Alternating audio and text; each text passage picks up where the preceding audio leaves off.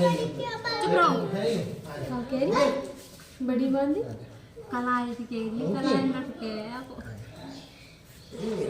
चलो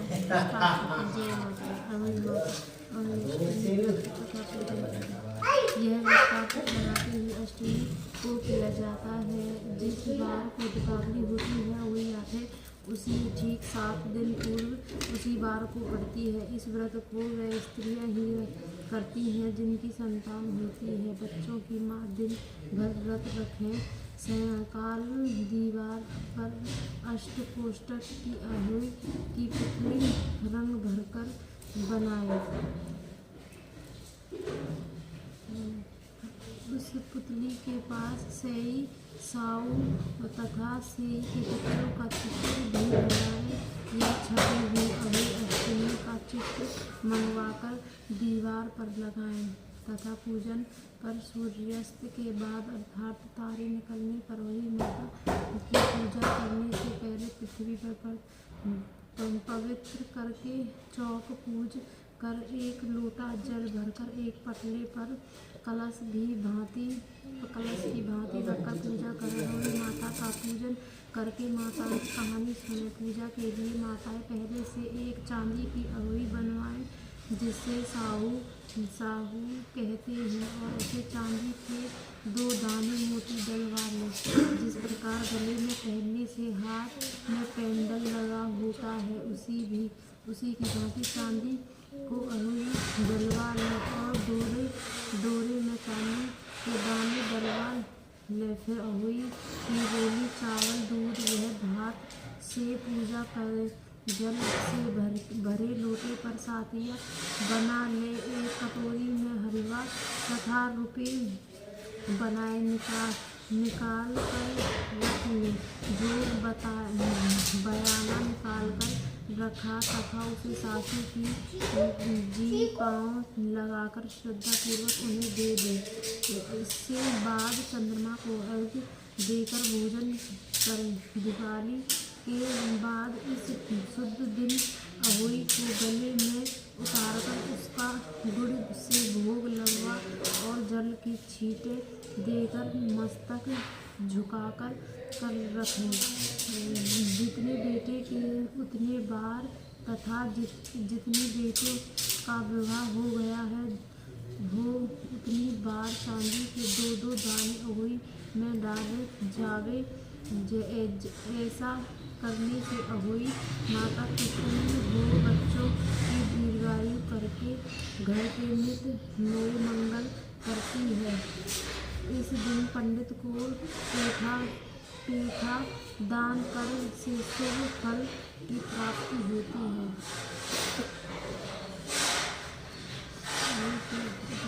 जिस स्त्री को बेटा हुआ और अथवा बेटे का विवाह हुआ है उसको उसे अहोई माता का पूजन करना चाहिए। एक थाली में 7 जगह 4-4 पूड़ियाँ चार कर रखकर उन पर थोड़ा 2 हलवा रखें और इसके साथ ही एक साड़ी ब्लाउज इस पर समस्यानुसार रुपये रखकर थाली के चारों ओर हाथ फेरकर श्रद्धापूर्वक सासू जी के पाँव लगाकर उस सभी सामान सासू जी को दे दे। तालियाँ तथा रुपये सासू जी अपने पास रख ले तथा हलवा पूरी का बयाना बाँट दे।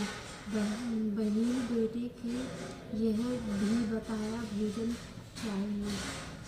चाहिए। अहोई माता की कृष्ण जय माता। यह व्रत कार्तिक वदी अष्टमी को उसी बार को किया जाता है। दीर्घ आयु प्राप्ति के लिए अहोई माता का चित्र दीवार पर मोड़ कर पूजन किया जाता है। बुढ़ी अहोई का व्रत दिन भर किया जाता है। जिस समय तारामंडल आकाश के उदय हो जाए उसी समय वहाँ पर जल का लोटा रखकर चांदी की साऊ और 2 गुड़िया रखकर मूली नाल पीरो लेवे। तत्पश्चात रोली चावल के अहोई माता के सहित साहू माता को अर्चे और सारी सीरा आदि का भोग लगाए। कहानी सुने। कथा एक नगर के एक साहूकार रह करते थे। उसके 7 लड़के थे। एक दिन उसकी स्त्री खादान में मिट्टी खोदने के लिए गई और जो कि उसने जाकर वहाँ खुदाली मारी, त्यों से ही के बच्चे खुदाल की चोट से सदा के लिए सो गए। उसके बाद उसने खुदाल को साहू के खून से सना देखा तो उसे सेह के बच्चे पर जाने का बड़ा दुख हुआ, परंतु वह विवश की थी क्योंकि वह काम करने अनजाने में हो गया था। इसके बाद वह बिना मिट्टी लगाए की खेद करती हुई अपने घर आ गई और उधर जब से के अपनी घुड़काल में आई तो उसने बच्चों को मरा हुआ देखा।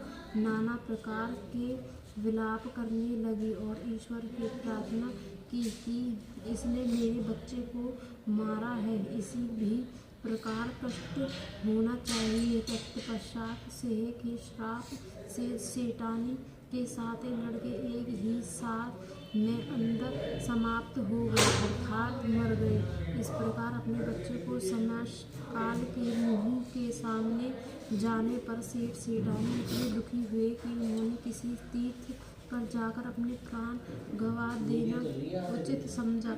इससे बाद वह घर छोड़कर पैदल ही किसी तीर्थ की ओर चली दिए और खाने की ओर कोई ध्यान न देकर जब तक उसने शक्ति को साहस रखा तो तब वह चलते ही रहे और जब वह पूर्णतः अशक्त हो गए तो अंत में मूर्छित होकर गिर पड़े। उसी दशा देखकर भगवान करुणा सागर ने उनको मृत्यु के पश्चात बचाने के लिए उसको पापों का अंत किया और उसी अवसर के आकाशवाणी हुई, हे सेठ तेरी सेठानी की मिट्टी खोदते समय ध्यान न देकर सह के बच्चे को मार दिया और इसके कारण तुम्हें बच्चे को दुख देखना पड़ा। यदि अब पुनः घर जाकर तुम मन लगाकर गौ के सेवा करोगी और अहोई माता की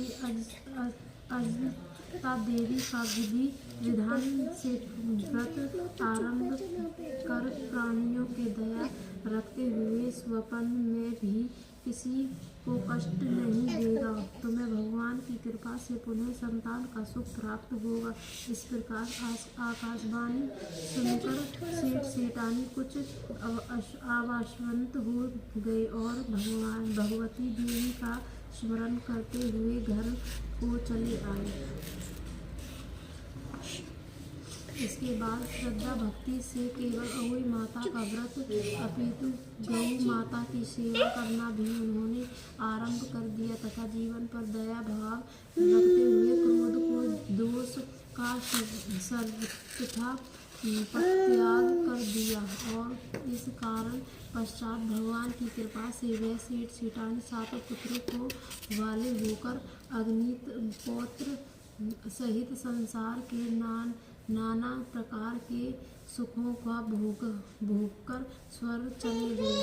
शिक्षा बहुत सोच विचार कर यह भली प्रकार निरीक्षण करने का कार्य आरंभ करो और अनजाने में किसी भी प्राणी की हिंसा मत करो। गौ माता की सेवा के साथ साथ अहोई माता अजकता देवी भगवती की पूजा करो। ऐसा करके पर आवश्यकता संतान के सुख के साथ साथ संपत्ति सुख प्राप्ति होगी। अहोई माता की दूसरी कथा। इस एक साहूकार के जिसके 7 बेटे थे, 7 बहुओं तक एक बेटी भी दिवाली से पहले कार्तिक वदी अष्टमी को 7 बहुओं अपनी एकलौती ननंद के साथ जंगल में खदान की मिट्टी खोद रही थी। वह सहू से कोई मौत की भी मिट्टी खोदते समय ननंद के हाथ से सई का बच्चा मर गया। साहूकार माता बोली कि अब मैं तेरे क्रोध बंधूंगी। तब ननंद अपनी 7 भाभियों के बोली कि तुमसे से मरा बदले कोई अपनी कोख बांधवा लो कर भाभियों ने अपनी कोख बंधवाने से इनकार कर दिया। परंतु छोटी भाभी सोचने लगी कि यदि मैं कोख नहीं बांधूंगी तो सासू जी नाराज होंगी। ऐसा विचार कर ननंद के बदले में छोटी भाभी ने अपनी कोख बंधवा ली। इसके बाद जब उससे जो लड़का होता वो 7 दिन बाद मर जाता।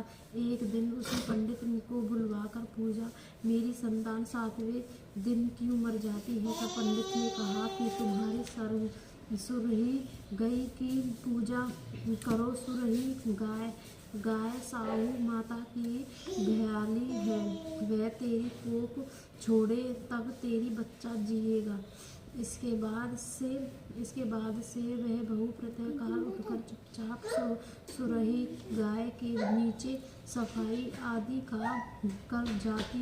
गौ माता बोली कि आज कल कौन मेरी सेवा कर रहा है, तो आज देखूंगी। गौ माता खूब तड़के उठी, क्या देखती है कि जब साहूकार की बहू बोली कि साहू माता तुम्हारी थाली के और उसने मेरी कोख बांध कर रखी है, लेकर चली। रास्ते में कड़ी धूप थी, जो वह दोनों एक पेड़ के नीचे बैठ गई। थोड़ी देर में एक सांप आया और उसकी पेड़ पर गरुड़ पंखनी पंछी का बच्चा था। सांप उसके डसने लगा। तब साहूकार की बहू ने सांप को मारकर डाल के नीचे दबा दिया और बच्चों को बचा लिया। थोड़ी देर में गरुड़ पंखनी आई और वह पर खून बड़ा देखकर साहूकार की बहू को चोट मारने लगी। तब साहूकारनी बोली, हे, मैंने तेरे बच्चे को नहीं मारा, बल्कि सांप तेरे बच्चे को डसने को आया था। मैंने तो उसके तेरे बच्चे को की रखी है।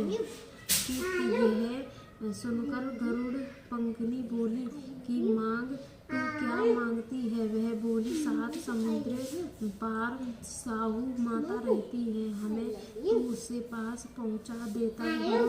गरुड़ पंखनी ने दोनों को अपनी पीठ पर बैठाकर साहू माता के पास पहुंचा दिया।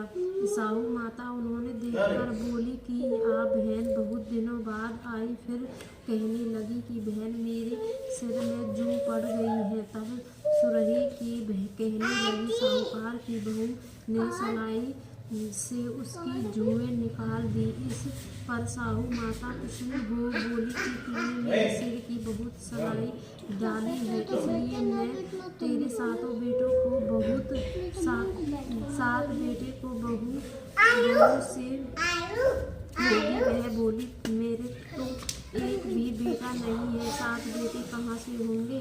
साहू माता बोली, वचन दिया है, वचन से फिरूंगी तो धोबी के कुंड पर कंकुरी होंगी। तब साहूकार की बहू बोली, मेरी कोख तो तुम्हारे पास बंधी पड़ी है। यह सुनकर साहू माता बोली कि तूने मुझे बहुत ठग लिया है, तेरी कोख खोलती तो नहीं, परंतु अब खोलनी पड़ेगी। जा, तेरे घर तुझे 7 बेटे और 7 बहुएं मिलेंगी। तू जाकर उजमान करियो, 7 अहोई बनाकर 7 कढ़ाई करियो। वह लौटकर घर आई तो वह देखा 7 बेटे 7 बहुएं बैठे हैं। वह खुशी हो गई और माता 7 अहोई बनाकर 7 उजमन किए। तब 7 कढ़ाई की रात्रि के समय जेठानियाँ आपस में कहने लगी कि जल्दी नहा लो, पूजा कर लो, कि छोटी बच्चों को याद करके रोने लगे। थोड़ी देर में उन्होंने अपने बच्चों से कहा, अपनी चाची के घर जाकर देखो आओ कि आज वह अभी तक रसोई क्यों नहीं। बच्चों ने जाकर कहा कि चाची तो कुछ मोड़ रही है, खूब उजमन हो रहा है। यह सुनकर ही जेठानी दौड़ी दौड़ी घर आई और जाकर कहने लगी कि तूने कोक कैसे छुड़ाई। वह बोली, तुमने तो कोक बंधाई नहीं तो सो मैंने बंधा ली थी। अब साहू माता ने कृपा करके मेरी कोक खोल दी है। साहू माता ने जिस प्रकार उस साहूकार की बहू की कोक खोली, उसी प्रकार हमारी भी कोक खोलिए। कहने लगी तथा सुनने वाले की तथा सब परिवार की कोक खोलिए। जय माता रानी।